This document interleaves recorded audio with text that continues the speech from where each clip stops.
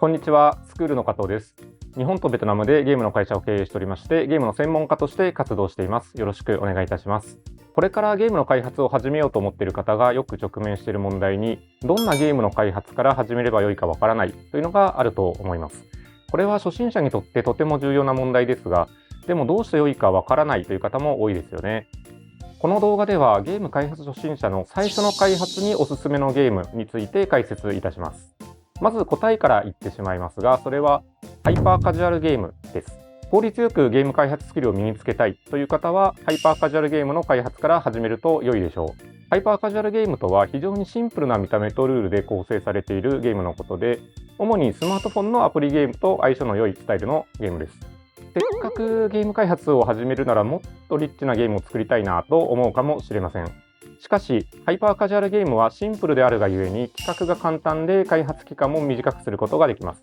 つまり企画、開発、リリースを短いサイクルで経験できるわけです。この短いサイクルでゲームのリリースまで経験するというのが本当にとても大切です。ゲームをリリースすると、今回はここで開発に時間がかかったなとか、この要素はちょっと詰めが甘かったなとか、そういった反省を得ることができます。この反省はゲームをリリースして初めて実感として得ることができます。家族や知り合いではない本当のユーザーからの反応も得られるでしょう。最初はダメ出しのコメントを多くもらうかもしれませんが、それも反省材料になります。リリースをして得られた反省は次のゲーム開発に生かすことができます。1回目よりも2回目、2回目よりも3回目はよりうまくゲーム開発を進めることができるでしょう。ハイパーカジュアルゲーム開発はこの反省と改善の繰り返しを圧倒的なスピードで行うことができます。